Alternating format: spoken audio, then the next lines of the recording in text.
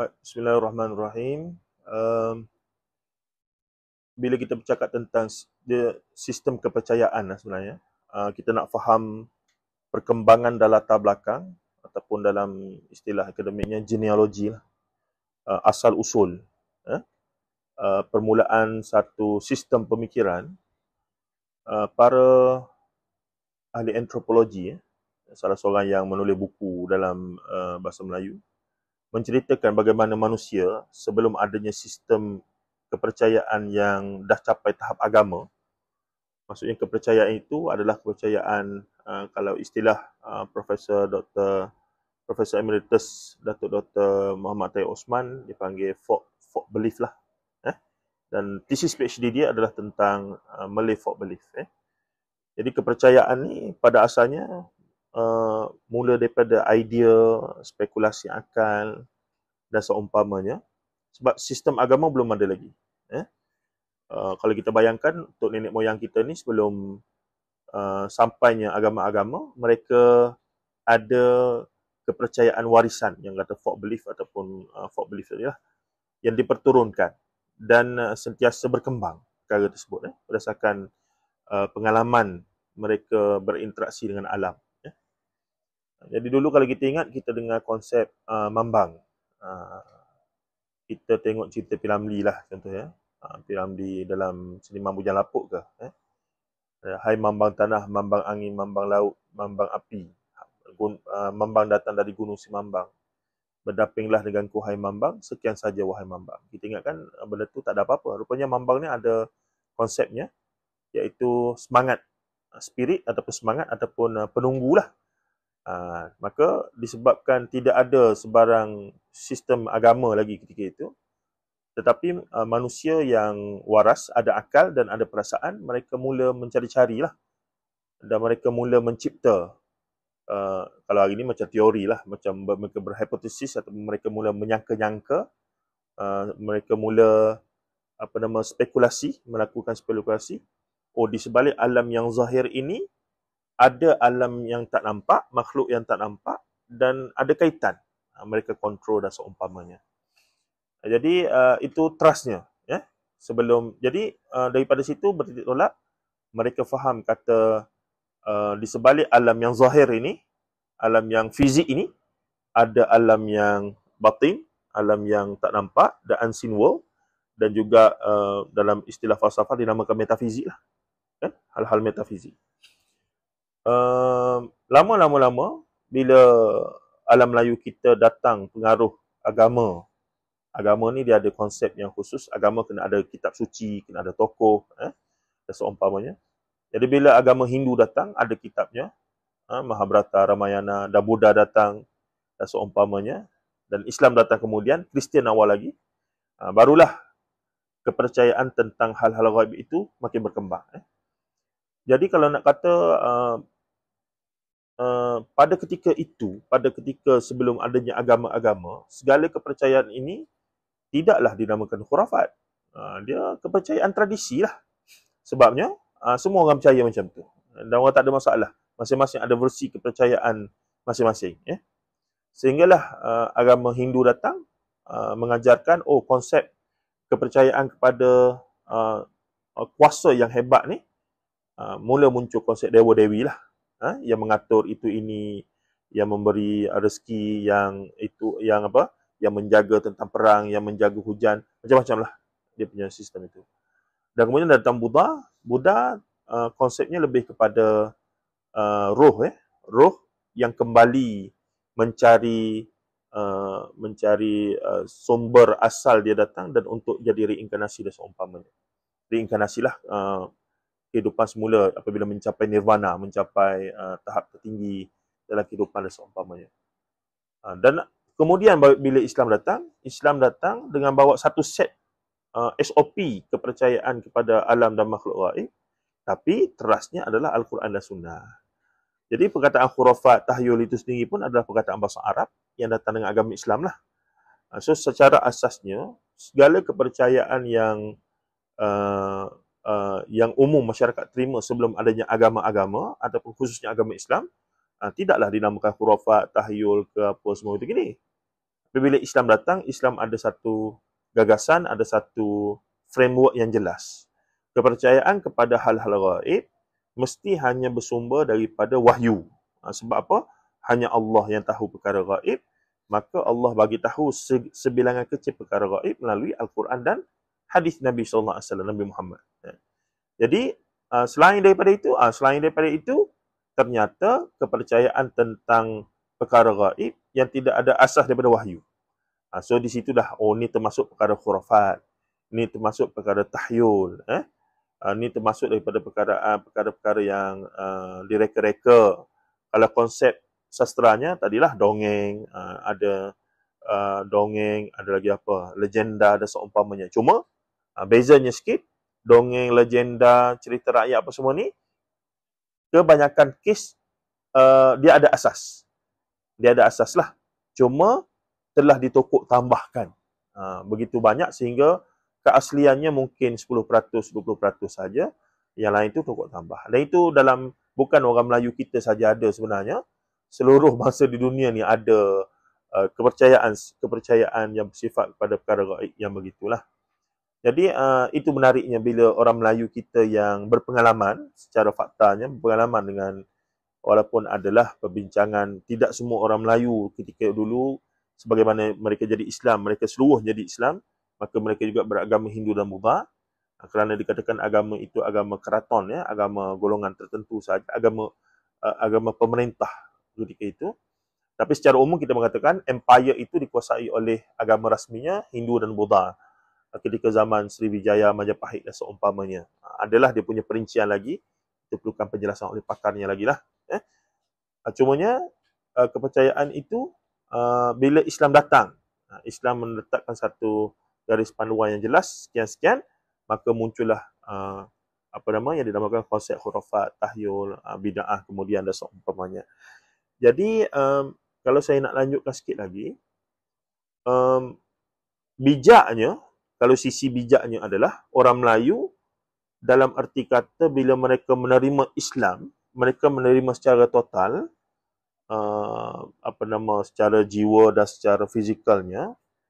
Cuma ada kelompok-kelompok tertentu, contohnya golongan perawat, ya, yang dulu ada pengaruh dalam masyarakat, yang namanya mungkin bomoh, pawan, dukun, tukang tilik dan seumpamanya. Mereka ini ada pengaruh dalam masyarakat.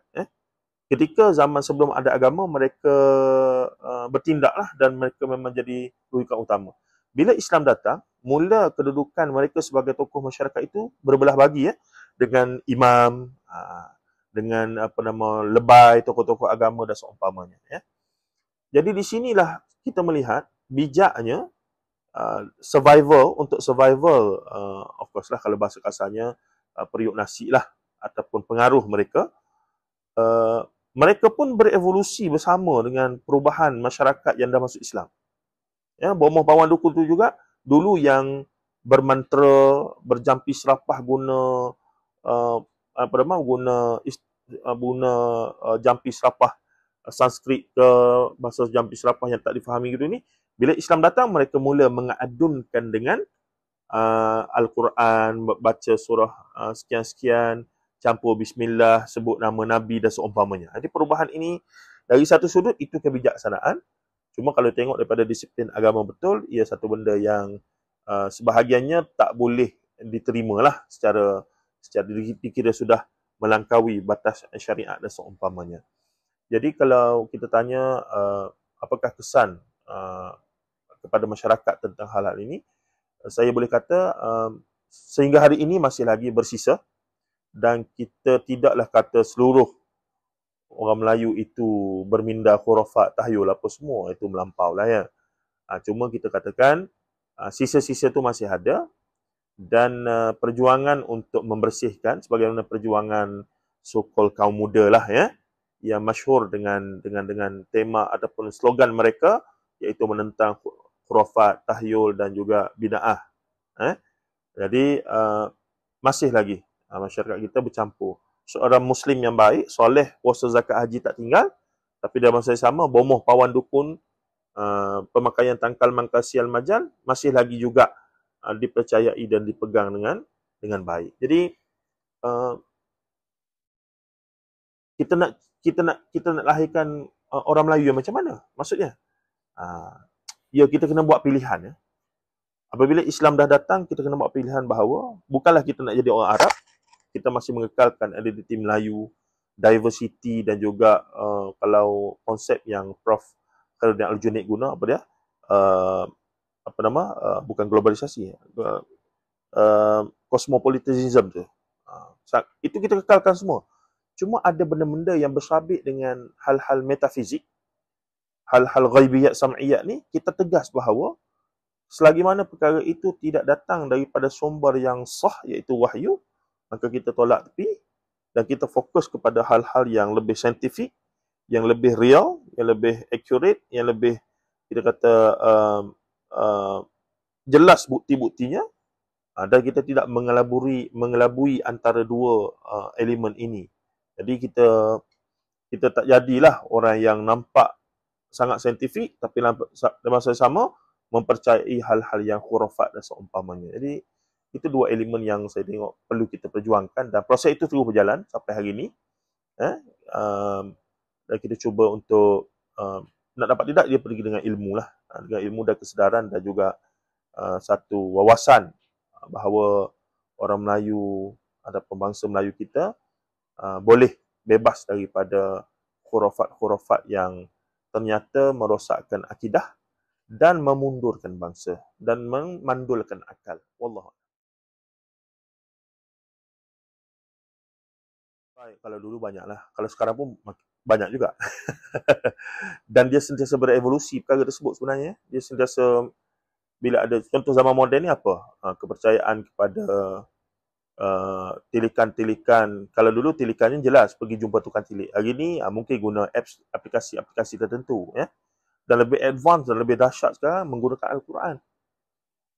Dan dibuat produk. Nah, belilah Quran versi ini. Nanti awak susah hati macam mana, belik je Quran mana, tengok ayat mana, itulah Allah Ta'ala nak bercakap dengan awak. Itu golongan Kristian dah guna dengan Bible mereka apa semua tu. New Age Movement lah, itu masuk pula dalam isu New Age Movement ataupun New Religion yang bersabit dengan hal-hal ini. Tapi Quran tidak turun untuk perkara-perkara itu. Quran itu untuk diambil ibrah pengajaran, untuk diambil prinsip-prinsip, asas-asas terah dan seumpamanya. Apa lagi khurafatnya.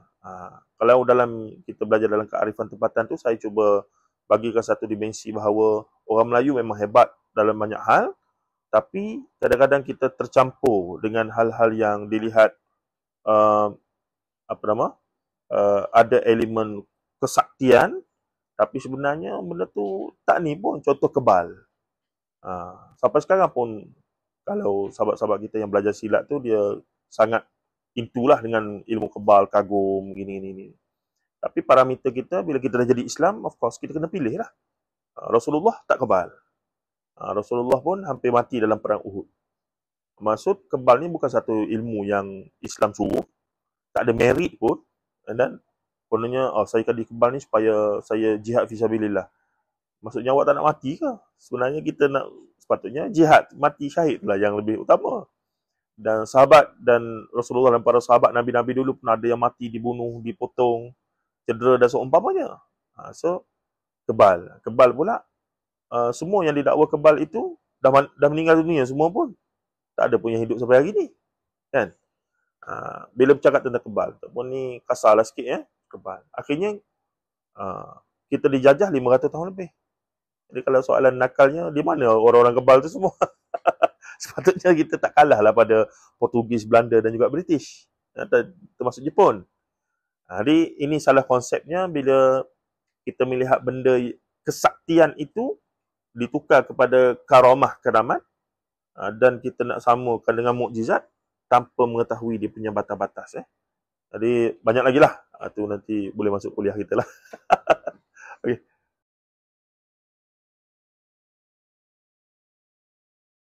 Dalam kitab-kitab akidah, termasuk akidah ilmu kalam lah di alam Melayu, konsep-konsep itu dibincangkan tentang apakah itu mukjizat utamanya. Para Nabi dan Rasul, khas untuk para Nabi dan Rasul. Sifatnya melemahkan. Dan kita kena faham juga, mukjizat ini bukan boleh dikontrol oleh Nabi dan Rasul. Ia hanya berlaku bila Allah Ta'ala bagilah. Rasulullah Isra' Mi'raj. Bukan Rasulullah nak. Bukan kuasa Rasulullah, tapi dibawa berjalan oleh Allah dengan mekanisme-mekanisme yang ditetapkan lah. Macam contoh Nabi Musa AS. Nabi Musa nak pergi berdebat dengan ahli sihir Fir'aun, nak pergi berlawan. Nak tengok sihir siapa paling hebat kan. Saat Nabi Musa nak pergi tu, Nabi Musa tak tahu tongkat dia boleh jadi ular. Sehinggalah ahli sihir Fir'aun melempar tali-talinya dan diilusikan macam ular. Walaupun perkataan Quran guna sihir, tapi sebenarnya dia lebih kepada silap mata sebenarnya. Penggunaan sains. Dia ada unsur macam manipulasi benda yang bersabit dengan kimia dan seumpamanya. Nabi Musa nak buat apa? Dalam masa tu Allah Ta'ala wahyu, jangan takut Musa, lempar tongkat kamu. Barulah Nabi Musa lempar, dan tongkat tu menjadi ular, dan memakan ular-ular palsu tadi. Bermaksud Nabi Musa pun tak tahu tongkat tu boleh jadi ular. Ya? Dan sebab tu tidak ada riwayat kemudian Nabi Musa duduk saja, dia lempar tongkat dia tu suruh jadi ular. Tak ada. Adapun Bani Israel ke, tak ada. Maksudnya spesifik untuk waktu itu sahaja. Allah Ta'ala bagi dan baik, itu mukjizat. Boleh lagi lah, saya boleh bagi contoh Nabi Muhammad, semua lebih kurang sama mereka. Cuma mungkin sedikit berbeza Nabi Sulaiman. Nabi Sulaiman dia minta kuasai semua makhluk apa semua ini. Tu pun sebab dia dah minta dengan Allah, Allah Ta'ala dah granted, dah bagi izin. Itu ikut suka dia lah, dia nak arah angin ke apa semua begitu ini. Tapi dah ada lah kelulusan awal daripada Allah Ta'ala lah. Karamah juga begitu. Karamah, benda yang luar biasa berlaku pada bukan Nabi dan Rasul, tapi pada yang dinamakan wali, iaitu wali ni terjemahannya kekasih lah, kekasih Allah. Di sinilah bermulanya silap faham. Orang Melayu dulu, kita pengaruh Hindu Buddha, kita ada konsep sakti. Sakti ni benda luar biasa lah. Kuasa luar biasa. Kalau bahasa Arab panggil khawarikul adah, yang boleh mencarikan adat ghair ma'qul dan tidak logik di akal. Dalam konsep agama Hindu, itu adalah kuasa Dewa-Dewi. Dan Dewa-Dewi ni kadang-kadang dia boleh bagi pinjam kuasa tu pada marhai ni, orang biasa ni. Ataupun dalam konsep God and Demigod, dalam tradisi Greco-Roman, dewa pun boleh ada anak haram. Hercules adalah anak luar nikah kepada Zeus dengan perempuan manusia lah, jadi demigod, separuh Tuhan kan. Di benda tu tak ada dalam Islam lah, itu masalahnya. Jadi karamah tadi difahami dengan kuasa luar biasa yang boleh dikontrol. Jadi mulalah cerita kita membesar Islam di alam Melayu ini dengan karamah bersih itu. Karamah bersih apa? Boleh berjalan atas air, boleh terbang, boleh tak makan 40 tahun, boleh benda yang segala pelik, yang tak logik, yang tak saintifik langsung, yang tidak ada keabsahan, ia adalah mukjizat yang boleh. Kalau benda tu mukjizat tak ada masalah, memang Nabi lah. Sekarang ni orang biasa. Kan? Dan satu lagi konsep yang mesti kita faham, wali Allah tak pernah tahu mereka wali. Tidak ada wali Allah yang akan mengaku saya adalah wali Allah bagi kawasan sekian. Tidak ada. Mereka wali sebab apa? Sebab kesolehan mereka, kebaikan, kealiman. Ya betul. Tapi mereka sendiri tak tahu mereka wali. Bila mereka tak tahu mereka wali, macam mana mereka tahu mereka ada karamah? Sebab karamah tu Allah Ta'ala bagi sempena dengan situasi ketika itu. Itu saja. Kan? Dan konsep luas wali ni bukanlah orang tertentu yang boleh terbang, berjalan atas air, boleh meraih daripada Malaysia, tiba-tiba muncul di Mekah dan seumpamanya. Tapi lebih kepada konsepnya kekasih Allah dan lebih kepada contohnya, siapa wali paling besar? Kalau kita tanya, siapa wali besar? Masing-masing orang kata, wali ni. Tak, sebenarnya wali paling besar ni, para sahabat Rasulullah lah. Abu Bakar, Umar, Uthman, inilah wali-wali sebenar. Sebab mereka kekasih Allah dan nanti kata kekasih kepada kekasih Allah Nabi Muhammad lah. Dan akhlak mereka, akidah mereka, tauhid, perjuangan mereka semua, jelas di situ. Tapi bila datang ke alam Melayu, konsepnya sudah bercampur. Karamah dah jadi keramat, diambil daripada konsep asas kesaktian, daripada Jawa kuno, yang banyak pengaruh Hindu Buddha, itulah campur aduknya. Jadi kita nak fahamkan balik. Kalau sebut kata, yalah saya pun membesar dengan baca cerita-cerita wali ni, memang syok lah. Memang Superman lah. Itu konsepnya, jadi Superman lah. Apatah lagi Indonesia ya. tahun 50-an, 60-an tu mereka buat filem. Wali Songo sebagai contoh. Jadi apa karamah ni? Boleh keluar. Contohnya power daripada tangan, aurat. Susahlah macam tu. Parameter kita Nabi Muhammad. Kalau Nabi Muhammad pun tak begitu, macam mana kita kata orang biasa pun boleh begitu kan? Begitu. Jadi nak memahamkan masyarakat kita bahawa ya wali Allah ada, kekasih ada. Tapi karamah, wali tadi ada konsep-konsep trust yang telah ditentukan oleh Quran dan Sunnah. Dan tak bolehlah kita salah faham dan menganggap begitu. Ya? Wallahualam. Okay. Saya bila berada di Akademi Pengajian Melayu, kita tidaklah bersikap mahu kononnya bagi setengah orang. Bila saya tulis buku khurafat, tahyul dan mistik di alam Melayu, adapun Israiliyat, ada maudhu' fitnah sirah di alam Melayu dan lain-lain, soalannya saya nak mencari salah orang Melayu, nak tengok yang buruk, yang busuk saja dan seumpamanya. Itu persepsi yang ada lah. Kan? Tapi kita juga tahu bahawa dalam dunia akademik yang berteraskan falsafah, pemikiran, inner criticism itu sangat penting. Ya? Untuk lebih berkembang dan untuk lebih maju dan untuk lebih kita kata ialah kalau kita tak nak statik ya, kita nak berkembang, kita kena hadaplah benda-benda macam ni. Dunia-dunia moden ataupun tamadun besar dunia memang hidup dengan keadaan yang begitu. Ilmu tidak akan statik. Bidang epistemologi ilmu pun bahkan boleh berubah, boleh berkembang dan seumpamanya.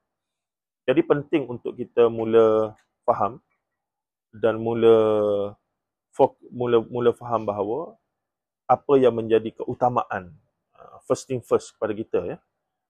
Tidak lagi terpasung dengan beberapa keadaan yang kita tak mampu nak lepaskan diri daripada itu. Kalau istilah Prof.